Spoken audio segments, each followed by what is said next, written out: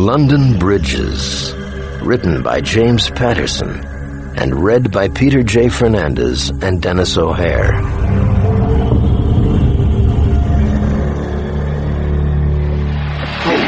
Prologue. The Weasel returns. And what a nice surprise.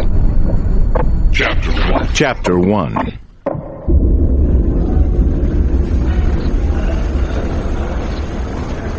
Colonel Jeffrey Schaefer loved his new life in Salvador, Brazil's third largest city, and some would say its most intriguing. It was definitely the most fun. He had rented a plush 6-bedroom villa directly across from Guarajuba Beach, where he spent his days drinking sweet caipirinhas and ice-cold Brahma beers, or sometimes playing tennis at the club. At night, Colonel Schaefer, the psychopathic killer, better known as the Weasel, was up to his old tricks, hunting on the dark, narrow, winding streets of the old city.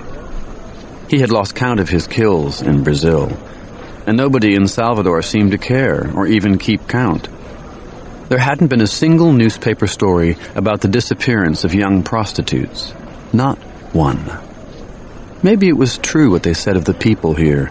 When they weren't actually partying, they were already rehearsing for the next one.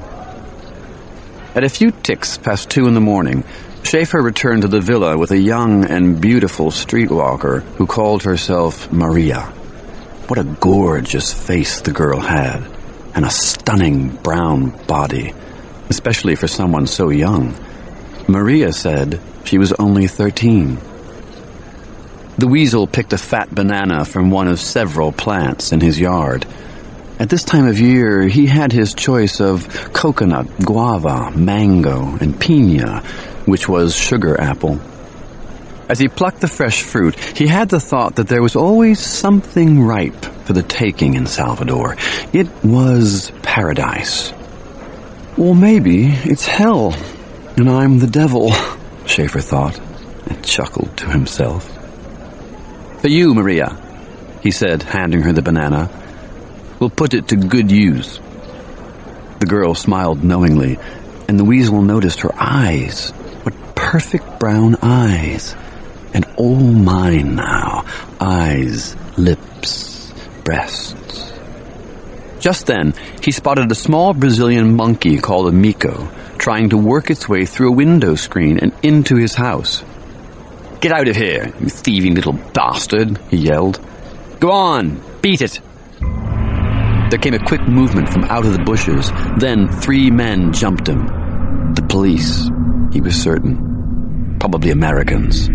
Alex Cross? The cops were all over him, powerful arms and legs everywhere.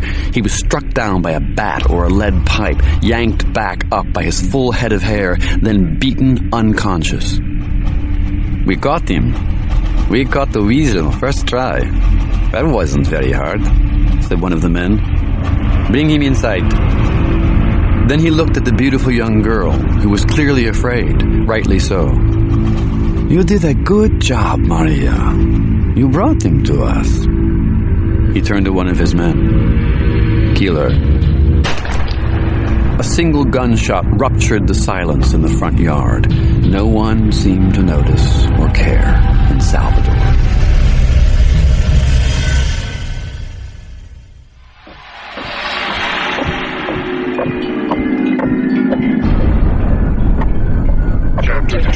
Chapter 2. The Weasel just wanted to die now. He was hanging upside down from the ceiling of his own master bedroom. The room had mirrors everywhere, and he could see himself in several of their reflections. He looked like death. He was naked, bruised, and bleeding all over. His hands were tightly cuffed behind his back, his ankles bound together, cutting off the circulation. Blood was rushing to his head. Hanging beside him was the young girl, Maria, but she had been dead for several hours, maybe as much as a day, judging by the terrible smell. Her brown eyes were turned his way, but they stared right through him. The leader of his captors, bearded, always squeezing a black ball in one hand, squatted down so that he was only a foot or so from Schaefer's face. He spoke softly, a whisper. What we did with some prisoners when I was active, we would sit them down rather politely, peacefully, and then nail their fucking tongues to a table. That's absolutely true, my weaselly friend. You know what else? Simply plucking hairs from the nostrils, the chest, stomach, genitals. It's more than a little bothersome, no? Ouch, he said, as he plucked hairs from Schaefer's naked body. But I'll tell you the worst torture, in my opinion anyway. Worse than what you would have done to poor Maria. You grab the prisoner by both shoulders and shake violently until he convulses. You literally rattle his brain, the sensitive organ itself. He feels as if his head will fly off. His body is on fire. I'm not exaggerating. Here, let me show you what I mean. The terrible, unimaginably violent shaking, while Jeffrey Schaefer hung upside down, went on for nearly an hour. Finally, he was cut down. "Who are you? What do you want from me?" he screamed. The head captor shrugged. "You're a tough bastard, but always remember, I found you, and I'll find you again if I need to. Do you understand?" Jeffrey Schaefer could barely focus his eyes, but he looked up to where he thought the captor's voice had come from. He whispered, "What do you want? Please." The bearded man's face bent close to his. He seemed almost to smile. "I have a job, a most incredible job for you. Believe me, you were born for this." "Who are you?" the weasel whispered again through badly chapped and bleeding lips. It was a question he'd asked 100 times during the torture. "I am the wolf," said the bearded man. "Perhaps you've heard of me." Part 1. The Unthinkable. The Unthinkable. Chapter 3. Chapter 3. On the sunny, blue-skied afternoon, when one of them would die unexpectedly, needlessly, Francis and Dougie Puzlowski were hanging sheets and pillowcases, and the kids' play clothes out to dry in the noonday sun. Suddenly, U.S. Army soldiers began to arrive at their mobile home park, Azure Views, in Sunrise Valley, Nevada. Lots of soldiers. A full convoy of U.S. jeeps and trucks came bouncing up the dirt road they lived on and stopped abruptly. Troops poured out of the vehicles. The soldiers were heavily armed. They definitely meant business. "What in the name of sweet Jesus is going on?" asked Dougie, who was currently on disability from the Cordy mine outside Wells and was still trying to get used to the domestic scene. But Dougie knew he was failing pretty badly. He was almost always depressed, always grumpy and mean-spirited, and always short with poor Francis and the kids.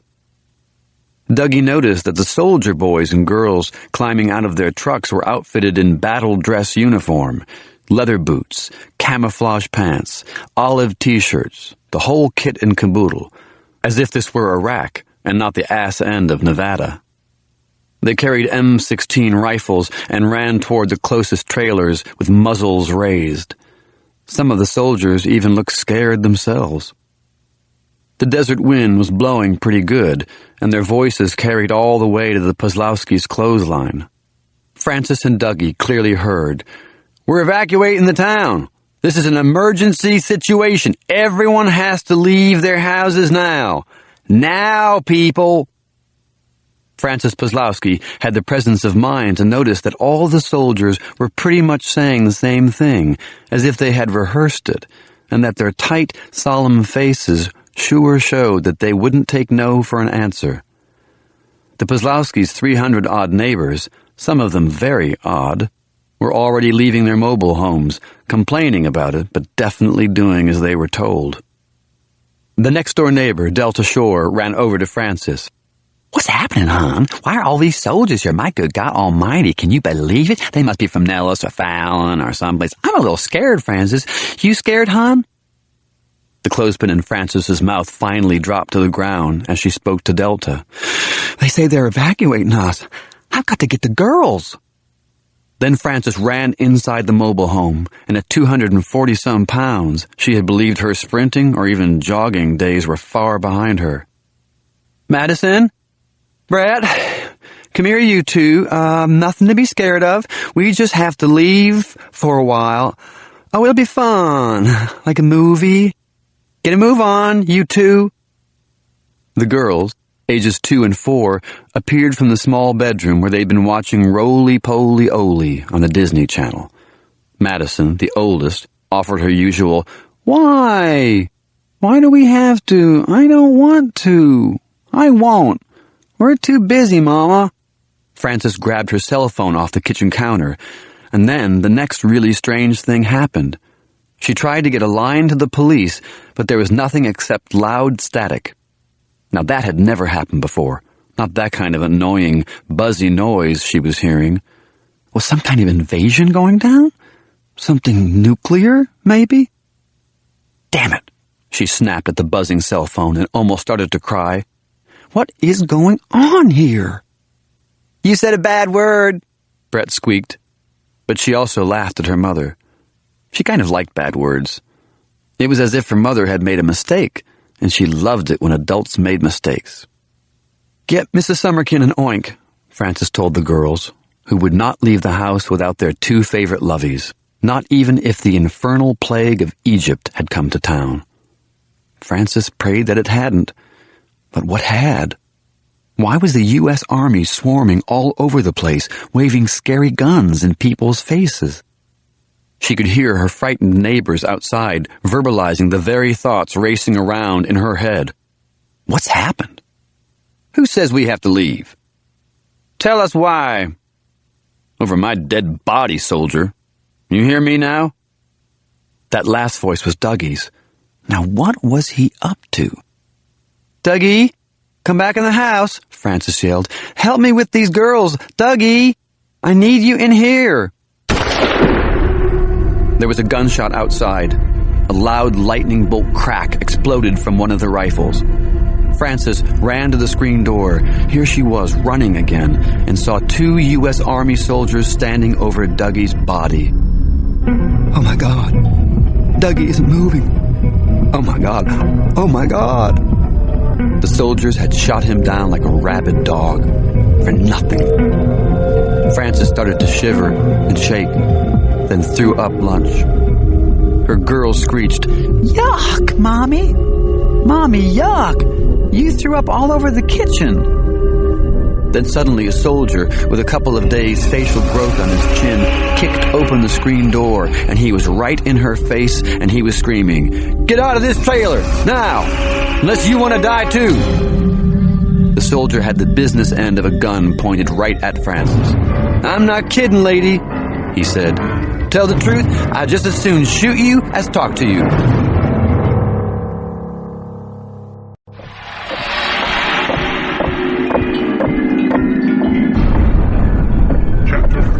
Chapter 4. The job, the operation, the mission, was to wipe out an entire American town in broad daylight. It was some eerie psycho gig. Dawn of the Dead, either version, would be mild compared to this. Sunrise Valley, Nevada, population 315 brave souls, soon to be population 0. Who was going to believe it? Well, hell, everybody would in less than about 3 minutes. None of the men on board the small plane knew why the town was being targeted for extinction, or anything else about the strange mission, except that it paid extremely well, and all the money had been delivered to them up front. Hell, they didn't even know one another's names. All they had been told was their individual tasks for the mission, just their little piece of the puzzle. That's what it was called.